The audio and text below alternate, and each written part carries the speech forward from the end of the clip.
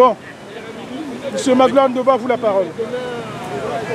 Oui, je voudrais m'adresser en ce jour à quelques jours précisément du 25e anniversaire de la Conférence nationale du Congo, puisque exactement, il faut le rappeler, le 10 juin 1991 se terminait la Conférence nationale du Congo, conférence nationale souveraine, qui avait permis aux Congolais de retrouver ce qu'on appelle effectivement la République, c'est-à-dire retrouver les valeurs fondamentales consacrées par et dans des textes qui étaient ceux des actes de la conférence nationale et qui donnaient la voie pour qu'effectivement le pays, avec une nouvelle constitution, puisse restaurer la démocratie pluraliste. Ce qui s'est passé il y a 25 ans, en 1991, à partir de juin, est quelque chose qui devrait revenir aujourd'hui dans l'esprit de tous les Congolais. Et ce qui s'est passé donc en 1991 avec la conférence nationale devrait servir aujourd'hui de nouveaux points de départ pour que les Congolais reprennent un nouveau souffle au moment où précisément la République a été massacrée par l'actuel chef de l'État qui bientôt ne sera plus que l'ancien président de la République, puisque son mandat qu'il avait à la limite avec une élection mal organisée, il avait été le mal élu en 2009 et ce mandat se termine en juillet 2016. Ce président mal élu de 2009 va à la fin de son mandat et il ne sera plus que l'ancien président, l'ancien chef de l'État. Et donc cette année est très importante, le 25e anniversaire de la conférence nationale ou de l'après-conférence nationale nous permet aujourd'hui de réfléchir sur ce que notre pays peut être. En réalité, il faut constater deux choses importantes. C'est qu'aujourd'hui, vous entendez en fond sonore l'hymne du Congo qui est chanté par les manifestants ici à Brazzaville en un lieu très symbolique, non loin des grands palais, non loin des grands symboles de la République française. Alors, chantons pour notre devise, unité, travail, progrès, ainsi le dit donc le peuple qui chante ici et qui exprime son désir de changement pour que le Congo redevienne une république comme on l'avait retrouvé à la conférence nationale. Je disais qu'il y a deux choses que les amis africains, dans le cadre d'une rencontre panafricaine comme celle que nous avons eue, il y a deux choses importantes qu'ils doivent savoir. La première, c'est que Sassou Nguesso est en train de conduire un courant anti-république aujourd'hui en Afrique. Cela est manifeste. Très peu de gens connaissent la constitution actuelle qui est en vigueur depuis qu'il a frauduleusement fait croire qu'il a gagné ce référendum d'octobre 1995. Et depuis que le 5 ou le 6 novembre, il a fait appliquer cette nouvelle constitution. En son article 96, cette constitution dit précisément, en substance, que le président de la République peut avoir commis tous les crimes et tous les délits possibles, mais à la fin de son mandat, s'il n'est plus président, il ne peut être nullement poursuivi. Et de surcroît, s'il est poursuivi par son successeur, c'est ce successeur qui lui-même doit être poursuivi pour forfaiture. Alors, vous voyez une situation qui est consacrée dans un texte de droit, qu'on appelle constitution, donc de loi fondamentale, et qui n'existe nulle part au monde d'ailleurs. Consacrer cela dans une constitution, c'est bel et bien reconnaître qu'on n'est pas dans une république, puisque cela institue l'inégalité de droits entre citoyens. On peut avoir été criminel, mais on est sain et sauf parce qu'on a été président. En réalité, c'est fait sur mesure pour M. Sassou Nguesso, parce qu'on sait quel crime il a commis, à la fois les crimes de sang et les crimes économiques.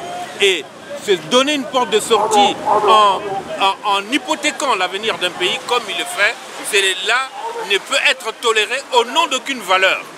Et encore moins au nom du droit, fut-il du droit local mais encore davantage, évidemment, au nom du droit international.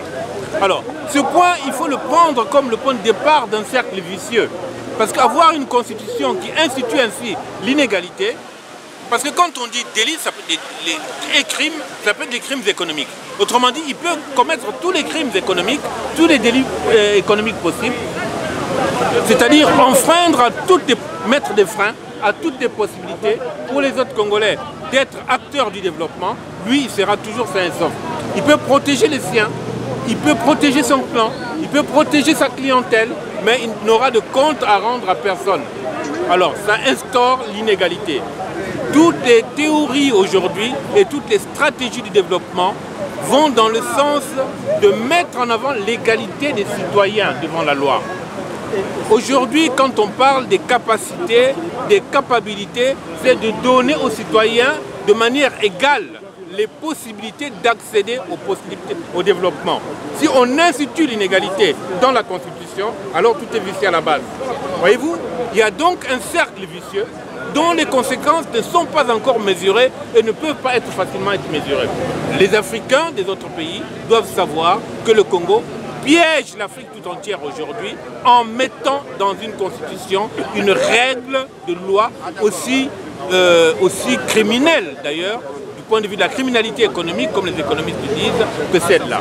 Il y a une autre dimension par laquelle on doit constater de manière évidente que M. Sassou est animateur ou même leader d'un courant anti-républicain en Afrique, et un courant également qui va contre la construction du panafricanisme dans le sens positif, où le panafricanisme maintenant doit être un mouvement qui en même temps se pense à travers la démocratie et la démocratisation.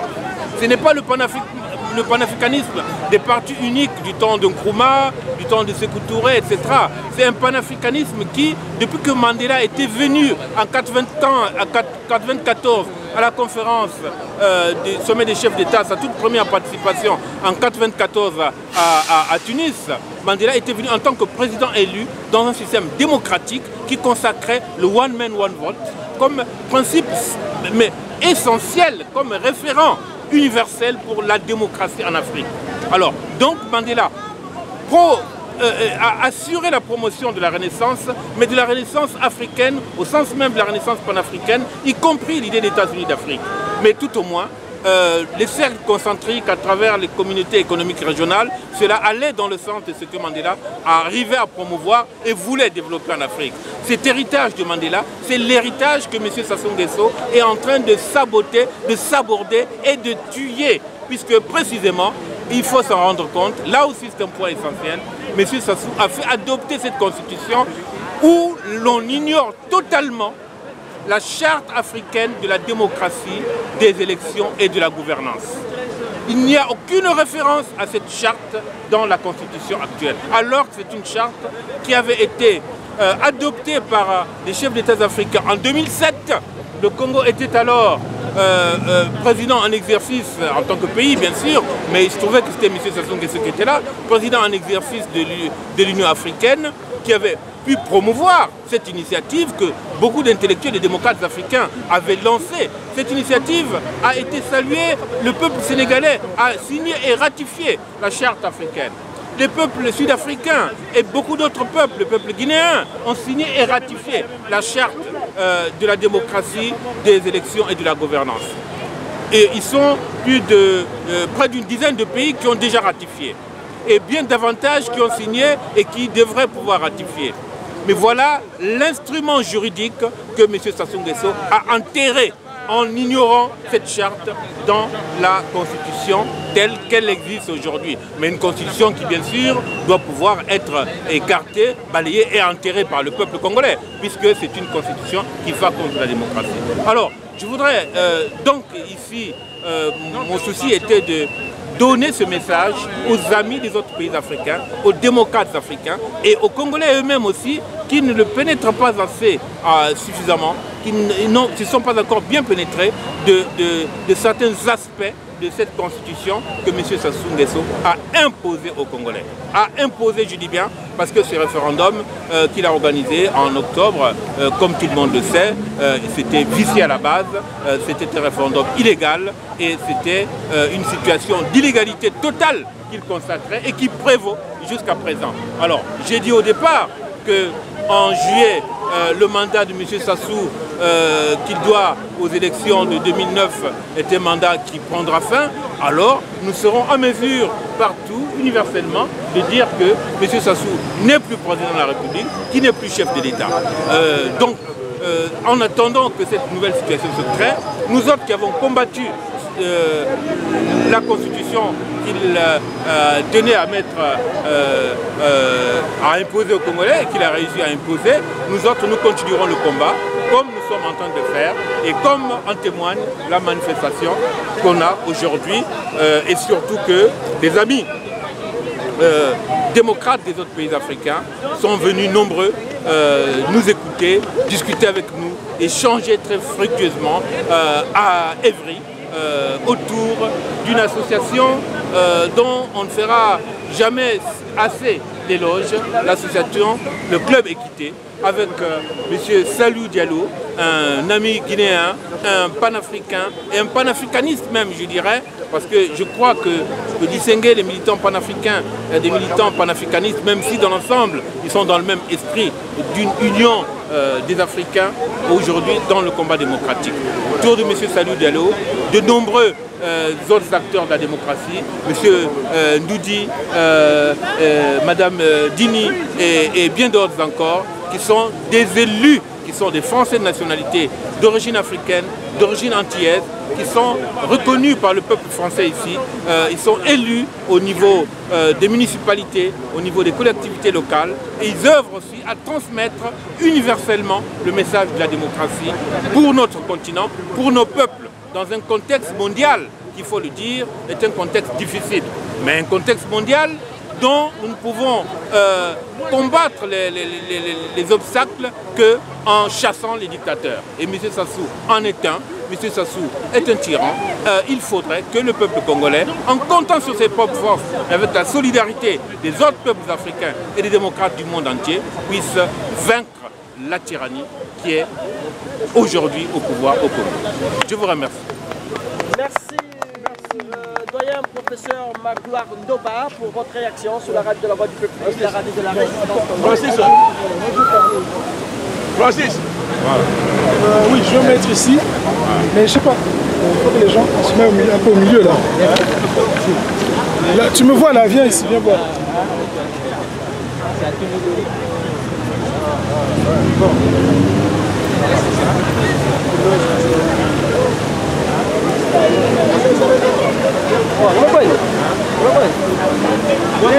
Ah d'accord, non, c'est la moula qui intervient japonais.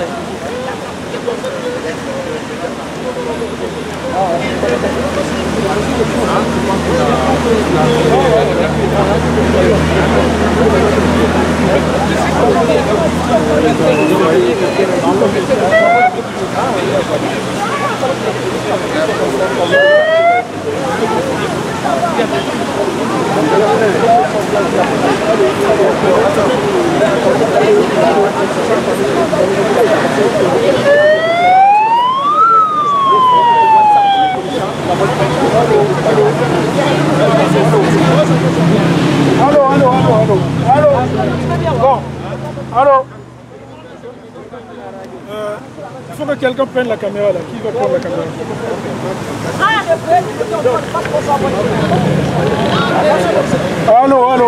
Allô.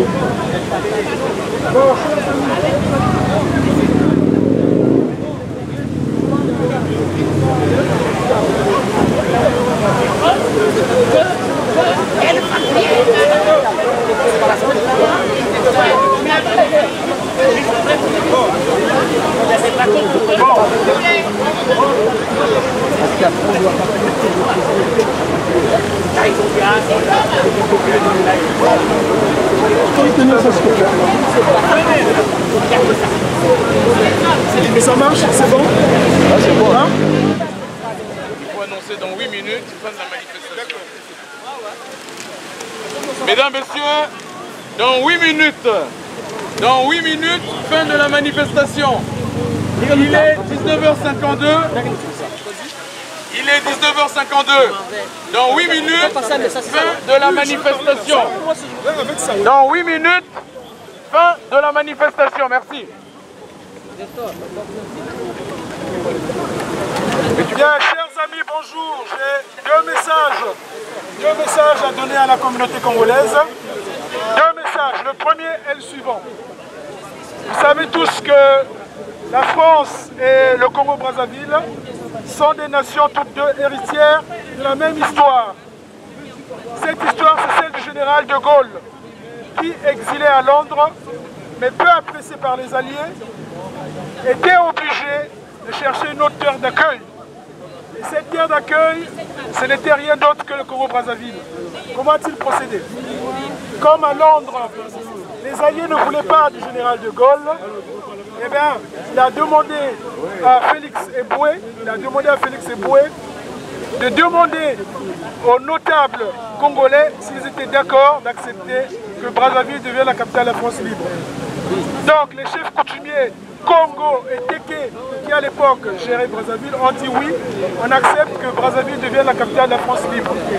Et c'est à ce moment-là que le 27 septembre 1940, que Brazzaville devient la capitale de la France libre. Et écoutez ce que dit De Gaulle.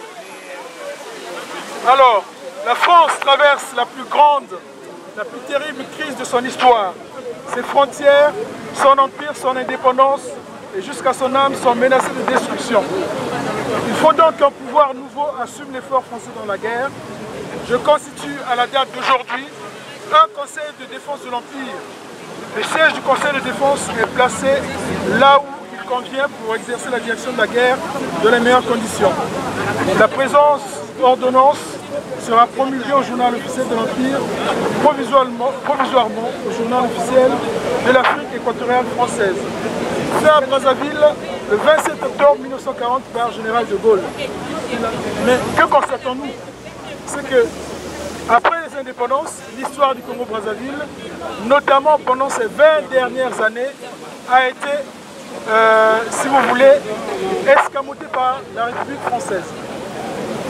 À partir de 1997, un droit de veto de l'État français a fait du Congo-Brazzaville un pays de non-droit, un pays dans lequel aucune autre nation au monde n'a le droit d'avoir un regard. Même les organisations humanitaires n'ont pas le droit d'aller au Congo-Brazzaville. Actuellement, depuis le 4 avril 2016, des bombardements à l'arme lourde ont lieu au Congo-Brazzaville et les ONG internationales sont interdites d'y aller. Même le ministère des Affaires étrangères française refuse que les Congolais amènent des médicaments par son biais pour aller au Congo-Brazzaville. Donc cette situation est très très grave. Et à l'heure où nous parlons, actuellement, les opposants n'ont pas le droit de citer au Congo-Brazzaville. Ils sont tous embasillés. Le général Mokoko, qui est la tête d'affiche de l'opposition, est embasillé, il est en prison à ciel ouvert. Cette semaine qui vient de se finir, un opposant qui vivait à Telangaï, Nagani Patrice de Papito, a été également amené dans les geôles de la DST. Par rapport à tout cela, nous disons ceci. Il n'y a pas possibilité de dialogue avec le dictateur Denis Sassou Nguesso. Nous exigeons le départ sans condition de Denis Sassou Nguesso. Et pourquoi nous le disons? Nous le disons en connaissance de cause. Nous allons vous rappeler ce qui s'est passé depuis les indépendances au Congo-Brazzaville. Il y a eu le premier président qui était Fulbert Yulu, qui est resté 3 ans au pouvoir et il a été démis par les syndicalistes. Et sachez que pendant la démission de Denis Sassou Nguesso, de Fulbert Yulu, un des acteurs qui faisait partie de l'équipe de l'armée et Sassou Nguesso, il était au portail de la présidence en 1963 pendant que le président Fulbert Yulu démissionnait, pendant qu'il remettait sa démission au colonel Mounsaka. Deuxième acte, le deuxième président de la République, Vincent Madeba, a été lui aussi démis de ses fonctions à la faveur d'un coup d'État en 1968. Et là, à ce moment-là, il y a eu un coup d'État. Et dans ce coup d'État qui date de 1965, Sassou Nguesso est également acteur. Ainsi de suite. Donc, il y a eu au Congo déjà une histoire qui a fait qu'on a réussi à démettre des présidents de la République, dont un qui est parti tragiquement du pouvoir, qui est Marien Ngouabi, et le seul président, curieusement, qui est sorti du pouvoir de manière honorable, ce n'est que Sassou Nguesso à l'issue de la conférence nationale. En revanche, le président Lissouba, on est venu le chasser Manu Militari du palais présidentiel. Donc les Congolais savent tous comment chasser un président du pouvoir. On n'a pas besoin d'un dialogue avec Sassou Nguesso. Si vous faites un dialogue avec Sassou Nguesso, qui est au pouvoir depuis 50 années, ça veut dire que vous lui accordez la longévité de remettre au pouvoir sa famille. Vous lui accordez la longévité de telle sorte que ce pouvoir deviendra une royauté. Donc, au jour d'aujourd'hui, ce que nous demandons, c'est que s'il existe encore une communauté internationale, qu'elle puisse se mettre du côté de l'opposition, qu'elle puisse aider à ce que Sassou Nguesso puisse quitter le pouvoir de manière pacifique. Et après que Sassou Nguesso ait quitté le pouvoir, qu'est-ce que fera l'opposition? L'opposition va s'organiser. Il va organiser une transition pacifique dirigée par les opposants. Et à l'issue de cette transition pacifique, nous allons réorganiser la République. Donc, pas de dialogue au Congo-Brazzaville. À partir d'aujourd'hui, nous déclarons que la place du Châtelet devient la place du Congo libre. Acclamez, chers amis. Nous sommes ici à la place du Congo libéré. La place du Châtelet devient la place du Congo libre. Merci infiniment. Merci beaucoup. Voilà, merci. On s'appelle, ouais. Ok. Président,